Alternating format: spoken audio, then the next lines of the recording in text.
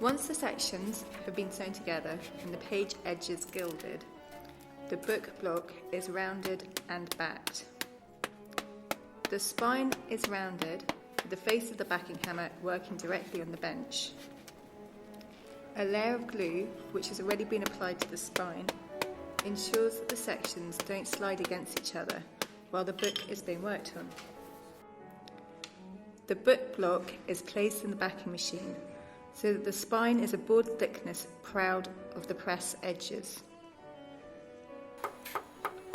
Starting with the middle sections and working outwards, the backing hammer claw is used to fold the spine edges of each section over the next section. The outer sections fold over the press edges to create a joint for the thickness of the boards. The metal roll is then brought over the spine several times to smooth out any irregularities and sharpen the joints.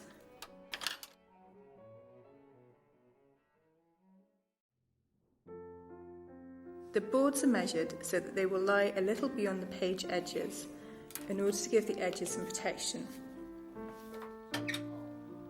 They are cut to size on a board chopper.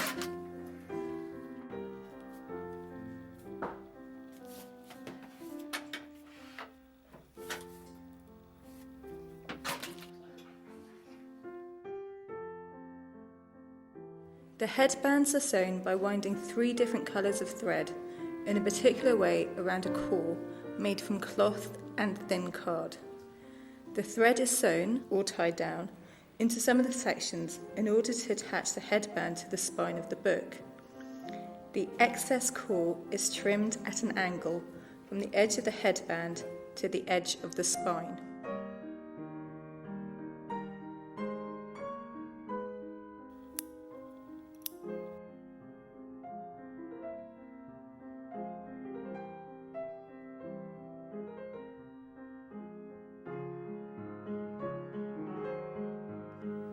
The linings are glued to the spine with animal glue. The spine is first lined with a strip of mull, which gives a good key to the glue and ensures that the other linings are held firmly in place. A shorter and wider calico strip spine comes next, and then a strip of craft paper. Each layer is rubbed down well with a bone folder. The extra width of calico will be used to reinforce the joints. The spine has been left to dry and sanded smooth. A hollow is made on or off the book by folding and gluing craft paper together to form a tube within the width of the spine.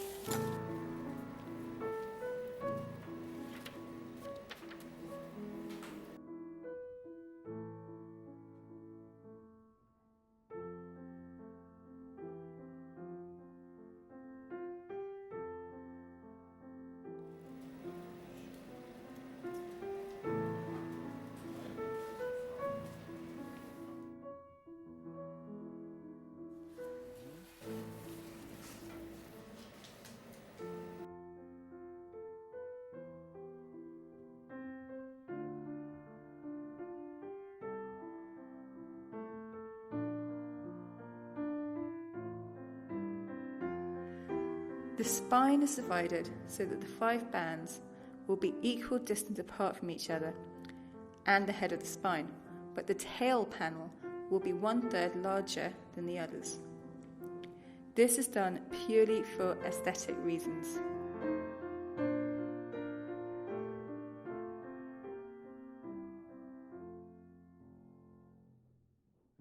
Bands are then trimmed.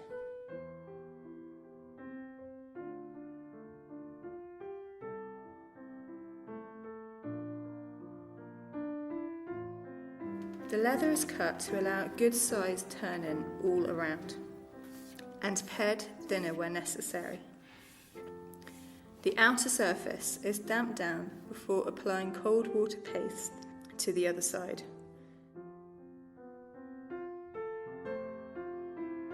The leather is wrapped around the book and worked onto the spine. It is worked firmly over the bands with a band stick. The boards can be repositioned if necessary at this stage. The book is opened up and the corners of the leather are cut away with shallow 45 degrees cut just over a board's thickness away from the book boards. The leather at the tip is then pared very thinly using a knife so that it can be mitered neatly around the corners.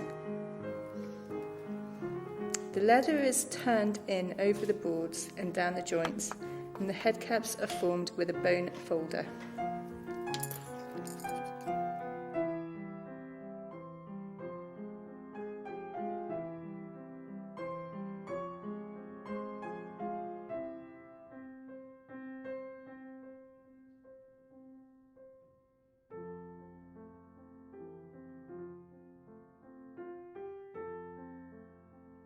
The bands are made more defined with the use of band nippers.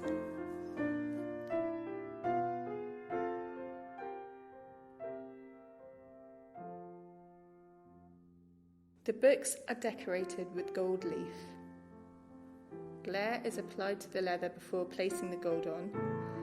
A heated brass tool activates the glare underneath, permanently attaching a pattern of gold to the leather. Any loose gold can be cleaned off. The bindery has a variety of rolls, decorative tools and palettes. A spine is decorated with palettes and centre tools.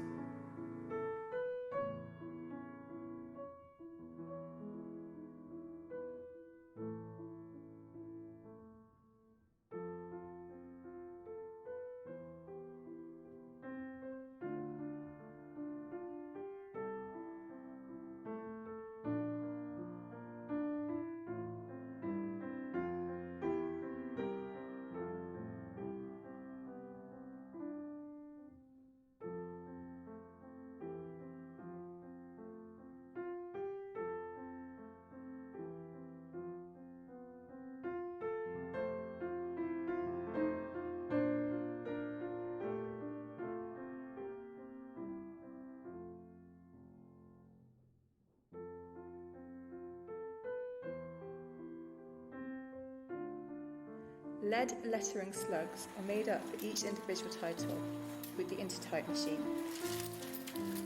Once the titling is done, the lead is melted down again for the next book. This machine came from the Zanesdorf bindery and, as far as we know, is the only one left of its type in the London area. The lead slugs are placed in type holders.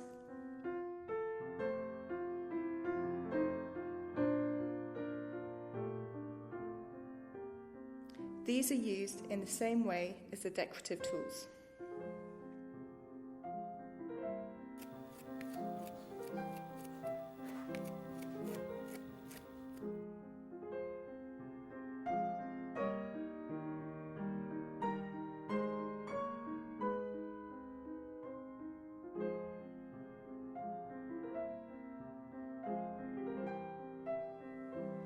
This is the last process to be done in order to complete the binding of a book.